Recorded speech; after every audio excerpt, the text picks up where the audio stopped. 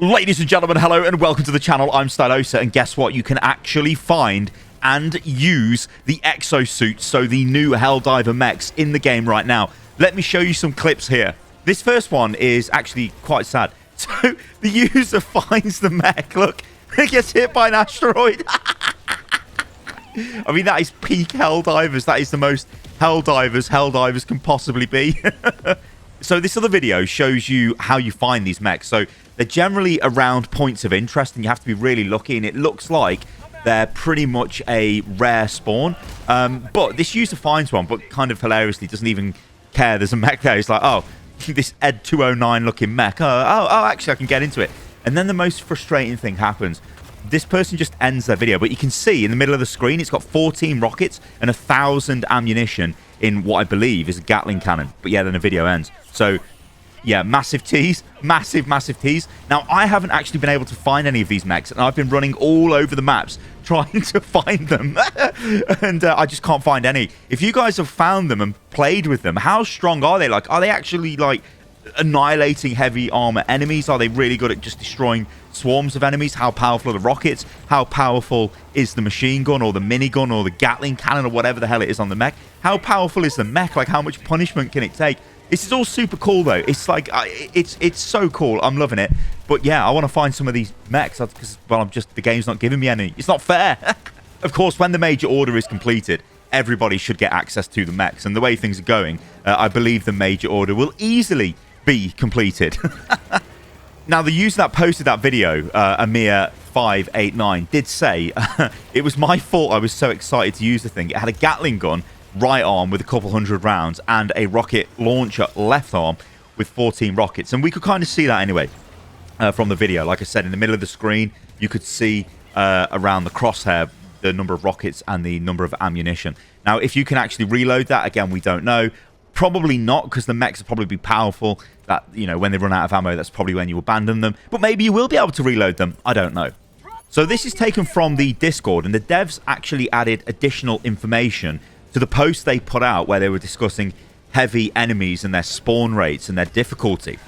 Actually, the recoilless rifle has been buffed, and they didn't really explain how. Now, in my last video, I tried to sort of cover that, like I put it in the description of the video because it was added later, but I think this is actually worth going over because the recoilless rifle is incredibly strong against heavy armored enemies. I love using this thing to blow up dropships. It's so powerful. If you just shoot one of the engines, blows the dropship up. Most of the time, it'll kill most of the bots when they hit the floor, or the dropship will just fall onto the bots and blow them up.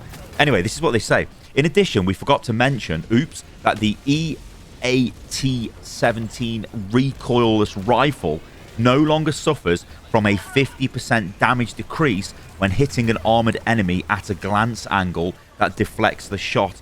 Combined with the upcoming adjustment to health and spawn rates, this should make the larger enemies a bit less common, instead of spawning more chaff enemies to support them, and should allow players to bring these enemies down with a single well-placed shot. Hopefully, this leads to less instances of endless kiting and players being left without any effective weaponry to kill harder enemies. Thanks, as always, for your patience. Now, this is critical, isn't it? That last line is critical. This is what we were suffering from, the kiting of enemies around extraction points. It was super frustrating. And on the eradication missions, it was just becoming a constant kite until you killed enough of the smaller enemies that the big enemies are just literally piling up. You've got loads of charges, loads of bile titans. You can't get rid of them. They're just all over you, and then you just sort of, who can make it to the shuttle is like, it's a miracle, basically, right? So it's good that they're addressing that because it's one of the problems. But the thing is here is the recoilless rifle is not to be sniffed at. This does massive damage to heavily armored enemies. So it's something that if you're going to play on harder difficulties, consider taking it. I know it's, I guess its downside is obviously it doesn't come with a ton of ammunition, and you're not using like tons of shots throughout the game, right? So it's not like an auto cannon where it feels like you're using it all the time, or even like a railgun, you know, so maybe you've got that power fantasy more often. It's like, no, you have to rely on your primary and your secondary weapon to deal with anything that gets close to you, and then you've got this recoilless rifle. You're there literally just to take out the big targets, and maybe that's your place in the squad, and maybe this is the way the sort of meta will go. And as we know, the devs do want the meta to move more towards the you know, each Helldiver is built for a specific thing on a dive. So you're not all just taking the same weapon. Maybe there is a recoilless rifle player, and then there's a flamethrower player, you know, to deal with the mass swarm of ads. So this is potentially the way the game is going to go. But yeah, honestly, do try the recoilless rifle. There is one odd thing with this, though. When you do the assisted reload with it, the player doing the assisted reload needs the backpack, not the person who's firing the rifle. So if I've got the rifle and the backpack on, which you would have if you drop the support weapon, you can't get assisted reload. But if you give the backpack to another Helldiver, they can give you assisted reload. I think what they should do is basically let the assisted reload happen, even though you've got the backpack and the rocket launcher equipped itself. I don't know. But anyway, don't sleep on this weapon. I wanted to throw in this feel-good post as well from Reddit, because this, I think, is what's happening to me. Helldivers 2 is the first game in a long time I look forward to playing when I get home after work every day. Even on some days when I'm not in the gaming mood, I still feel obliged to play a few rounds to support the war effort. Never experienced a game or community like this before. You all are great. And there's two things here at play. First one is I completely agree. This is a game that you're just playing for the sake of it being a game, right? Yes, there is progression in the game as well. And what I mean by that, you know, playing for the sake of it is you're just playing for the fun of it. But yeah, there is progression in the game, but it's not like a forced progression. It's not like a fear of missing out. It is in some ways, but it's not like I've paid $10 for a battle pass. The battle pass is time limited. I best hurry up and do all these daily missions every day. I'm not really enjoying them, but I best do them because it's the most optimal way to get battle pass XP, yada, yada, yada. Helldivers 2 isn't like that. You just progress through playing the game anyway. But the genius of it is the whole thing with the Galactic War and the things that are happening and Tien Kwan at the moment with the mechs. It's like it makes you want to get on and play, but it makes you want to play because you want to play, not because you feel you've got a second job, you know? Such cool design. But yeah, I'm definitely this person right now. I'm loving this game. So do you remember the developer from yesterday who made the comment about the brainless playstyles, and then we had all the reaction from the CEO of Arrowhead? Well, this developer's now back, and we're going to just put this to bed now because we don't want to keep ragging on about this over and over again. A mistake was made, sorry was said, and that's it, we move on. But this is the actual dev himself saying sorry over in Discord, and this is what he says. I acted like an ass, I had a temper tantrum, realised that it was a shit thing to do, both to the community and to myself, so now I'm on here slowly trying to make amends. Now, I'm not expecting anyone to forgive me by just me coming back and saying sorry. Earning trust back is harder than earning it in the first place. I gotta earn my respect first, and hopefully I can bring some amounts of Arrowhead with me. I acted like an ass to people, no denying that, and I don't want to pretend it didn't happen either. I will just try my best to earn the respect back. Yes, I made that statement while being way too pissed off, not a very chill attitude from me. I can agree, not going to pretend I didn't act like an ass. And I think that's it, we put this to bed now. People, you know, we're only human, we all make mistakes, and I absolutely know what's happened with this dev. You know, like I said before, they essentially are looking at a post on Reddit which is discussing balance changes they were involved in, and then they've come in to defend it because they don't like comments that are being said.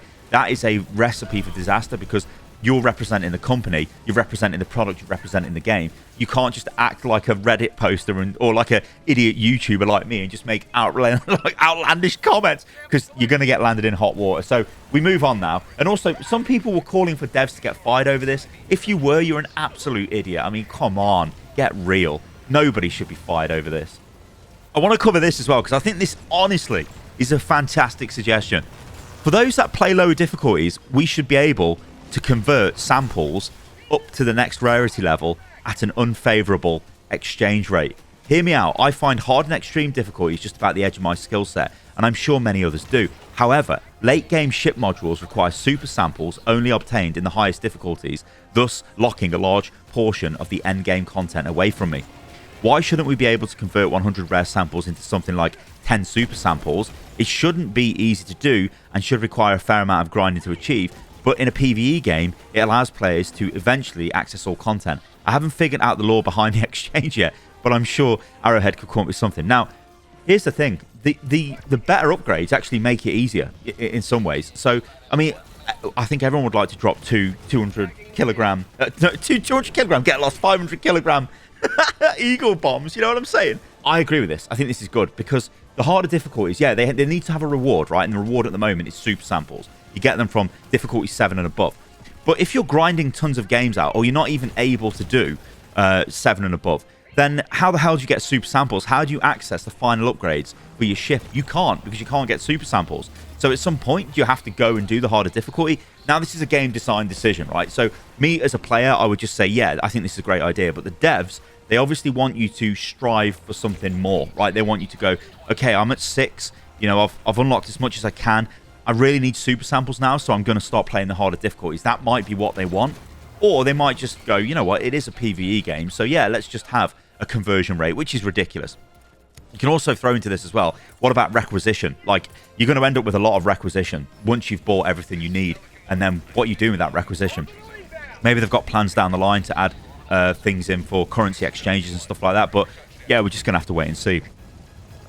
So there you go, ladies and gentlemen. Thank you for listening and watching the video. Or listening to and watching the video. I always get that wrong at the end of my videos. I just need to stop saying it. Thanks for watching. That's what I should say.